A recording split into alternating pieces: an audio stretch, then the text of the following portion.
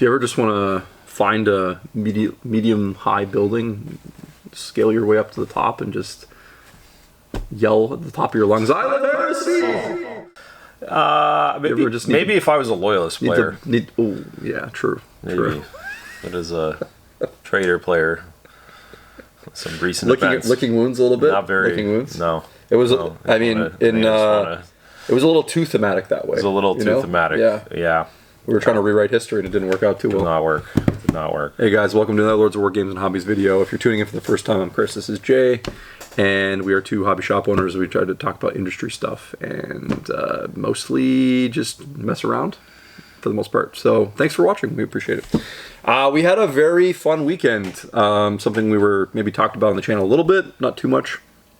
We've been having the planning since basically we got back from Adepticon this year, and I want to basically I had a hypothesis, and essentially just from years and years of us going away for the weekend or going to events and bringing a bunch of friends around, and I was sort of like, I wonder if the thing that we like the most about this isn't the event, it's the fact that we're just all together having a good time, and we plan to do something as a group or whatever.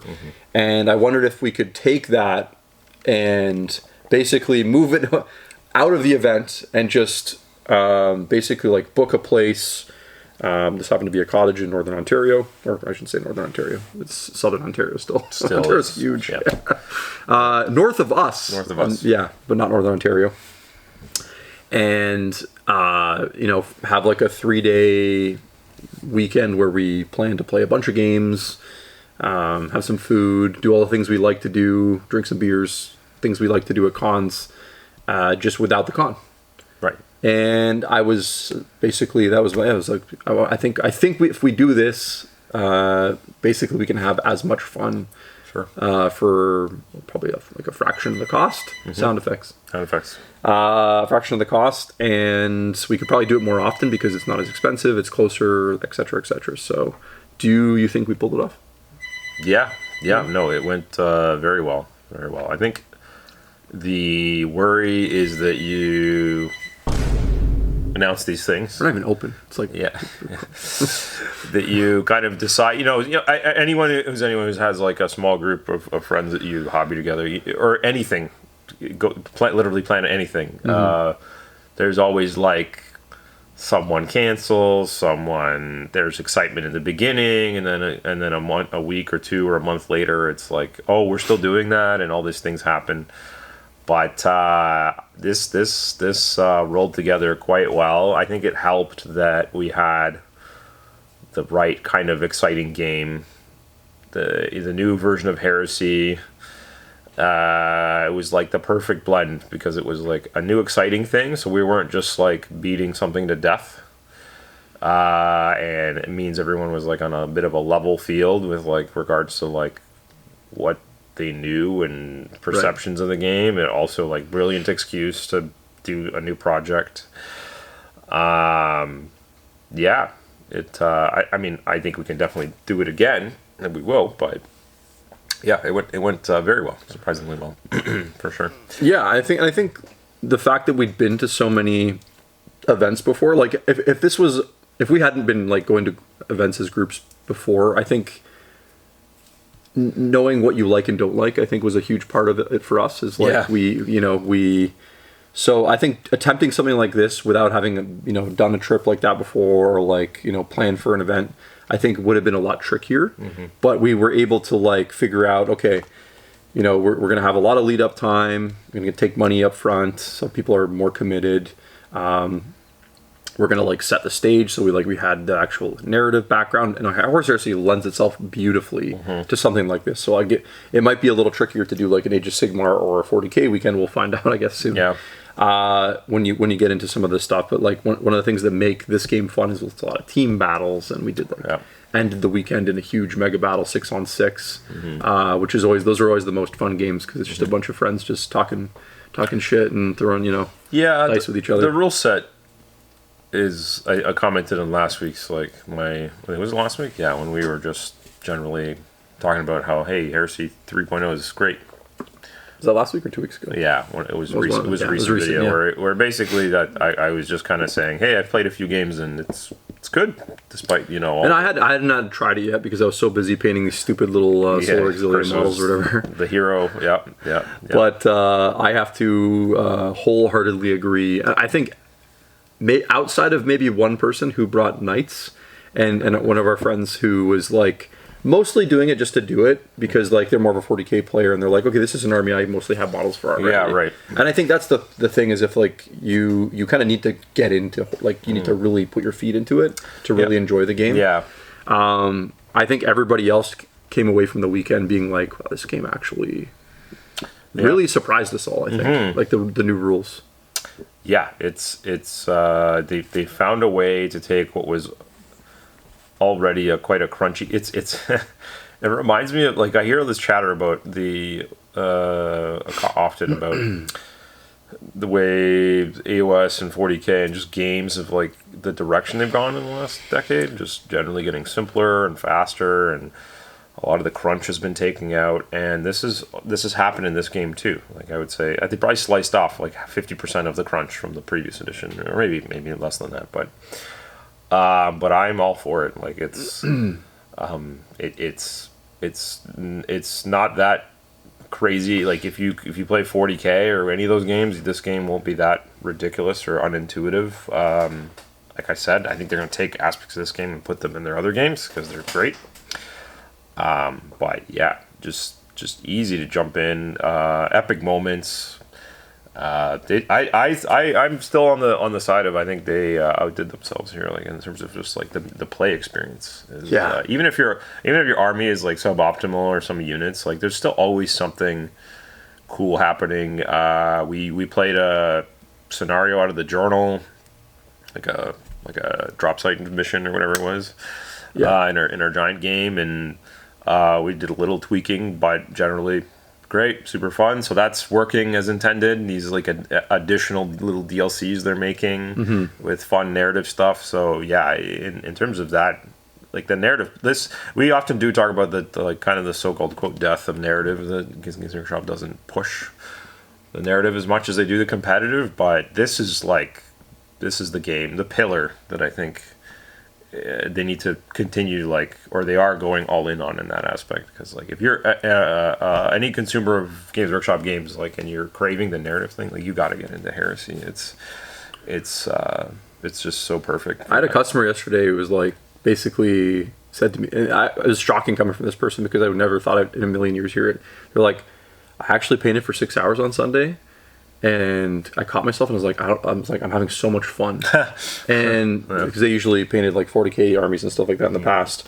And they said, Chris, I don't even care if I even play a game with these. It's like, they're just like having, and there's just something about the setting that's just like, for Heresy. Yeah, for Heresy, it's like so rewarding. Like, I think the best part about it actually is it's like the one game, maybe apart from AOS. AOS does this really well too, where you can take like a 4, 5, 6 plus 100 point model, and it's like powerful but not unfair. Like it's usually, I mean, aside from the Primarchs, but I think that's as intended though, to be honest. Like, yeah, but they're even them, like they're mitigated by the 4-turn game. Yes. And their ability to move around, right? Like, yes, so that's true. Definitely, that's true. Yeah. The 4 turns is there to actually check the Primarchs, and like, okay, they're gonna kill everything they touch, but there's only so many. There's like, because you have to move up the table first, you probably are killing only max 3 things and maybe 2 only, so that's what makes it fair. I didn't feel like there was a limiter for the custodes to stomp our faces all weekend. So if you want to have an absolute blast right now and feel, just 5-stone Thanos glove here, just full power, you should bring some of your, and they don't even have to be anything, they don't even have to be forge-rolled anything, just bring your regular 40k custodes and print off a little PDF and just have the most fun. Put your friends in the bin. You don't need, we're talking, you don't need transport, you don't need any special guys, just regular old halberd carrying 2-hander guys and a couple of hero shield captain and just and just foot slog them up the table, and you will be doing just fine. Just fine. Just fine. Yeah. Yeah, very good. Very fun. And also find yourself a set of Lumineth stupid barrel drum dice. And so there's these dice that the GW made. They had these like weird phases over the years where they would go a little crazy with the. They went a little crazy with like dice. the theme dice. Yeah. And one of them was, I think it was the first time Lumineth came out. Yeah. They had these like little scrolls. Yeah. So they're hexagons, right? They're like, but they're like long. They're like, they're like kind of like if this was a die, it would be a like this, barrel. but it's like hexagonal. Like thin, yeah. So there's nothing on the top and the bottom, but there's six sides. You like roll them like this or whatever. You roll them, yeah. And yeah, there's still it's a D6. Well, it's just if not you square. say so, I don't know if I agree. But like you're not using those at the casino, if you know what I mean. You know, like, the good thing about these dice, Chris, is they're uncockable. That's an inside of an inside joke. Cannot be cocked. We're having some disagreements about cocked dice of the weekend. Those dice particularly. There's like this basically where they're like this, and he's like, "Oh, it's not cocked because I can clearly read the top." I'm like, "It's on an angle." It's like the leaning tower of Pisa now. And you're telling me it's not cocked. It was mostly jokes because it's. Well, Chris and I were playing against his own brother and another friend, so they were having. It was true heresy. It was true heresy. Yeah. And it's funny because we had played those two exactly the same pairings at Adepticon like 6 or 7 years ago. Oh my god, yeah. And it was a funny game then. It was a really funny game. It was good. It was good. It was. I think the thing that really stuck out to me with Heresy is like. It's been a long time since I played a game where like every type of infantry troop or vehicle and everything seemed to have a really good fit and place in the game. Yeah. And even every weapon type seemed to have a really viable use. Mm-hmm. There was almost no, I don't know how they done this, but like there's almost no weapon I wouldn't consider having in my army. Yeah. Whether it's from like a multi-laser to a flamethrower to an anti-tank, whatever. Well, maybe last cannons. We can talk about that later. Something about a last cannon. There's nothing wrong with the last cannon. No, it's just like it never works. Yeah. To Volkite weapons, to large blasts, and any demolisher cannons, stuff like that. The fact that they've added the conditions to the game has really given them the ability to like add this extra level of kind of interesting dynamic to all these weapons that were like probably underutilized before, right? The condition system and it basically turning off scoring for those units that get conditions on them, it really does like you said, every random troop has like special defined roles and special loadouts, and how you can maximize that. I again would think that this would translate to 40k really well. You might take a certain hero or unit just for that chance that you can, surgically stop a unit from doing something. Like, I know they kind of have a bit of that, but it works so well in this game. And they found a way, like I would keep glazing over this, to make the vehicles fun, powerful, but not OP because they can't really like score, or they also have defined roles and they can't really take over the game, but you still want some for like actually the only reason you might not take them occasionally or debatable is because of the points cost on some of them, but they have like a Kratos is very expensive, but man does it do its job that it's set out, that it's labeled to do extremely well, which is absolutely ruin other tanks. Here's another testament to the game, and I know you're obviously like a veteran, like underlined, bolded gamer, but you played 2 games on like a Friday or something, or like a Friday Saturday, and by Sunday you're like, I know how to do everything. Like it's. Like that's how the game is. Like it's very intuitive. It's very intuitive, and I think some of the 40k guys were like, templates are pretty fun. They haven't really played with templates. Templates are pretty fun because they haven't been in 40k for like 10 years now or whatever. Almost, and to use them, and again they found a way. I know we're just like. Jay's just in glaze mode. We're just giving. He's glazing, I'm dude. just. He's glazing. I might as well have a signed poster of one of the game designers behind me. Signed to Jason. To Jason, my biggest fan. Yeah. And all the anti-gym people are like, this guy is just a disaster. Man. Like, can't believe this loser shilster owner. Just loving games. Adoring it. Yeah, sure. Yeah. But yeah, it's well, you always know it's a good, like, I'm sure who comes away from a weekend at a con or with some friends playing games, everyone always comes away feeling inspired and like wanting to work on new stuff. That's why one of my favorite parts of it is like, you're like, oh, what's next? And the funniest part, I will say, and the reason I know Horus Heresy, the game system and the game itself is really well done, is that we all, there's kind of this idea that we were going to like pick the next thing to do. So we all voted and 40K ended up winning to be the thing that we're going to play in the spring, basically. But all the chatter since Monday when we got back has all been Horus. Like, not a single person has talked about 40K. No, it's true. It's like constantly like, oh, I'm going to work on this next. There's like not a mention of, like, people just almost like they didn't expect to be so. Most years you leave and you're kind of like everyone. It's like everyone literally just goes different directions. Usually they're just like, okay, we finished the thing, and then they're just like, I don't want to think about. I want to do any other game than the one I just played. You know, that often happens after like our Adepticon visits. Like, people we come back and then we just like it's the end of Superbad. Like, I'm Michael Cera waving to Jonah Hill, who's going up the escalator, and I'll be like, I don't know when I'll see you, but I'll see you. Yeah, right. Yeah, yeah, true. So here you're it's again doing his job well.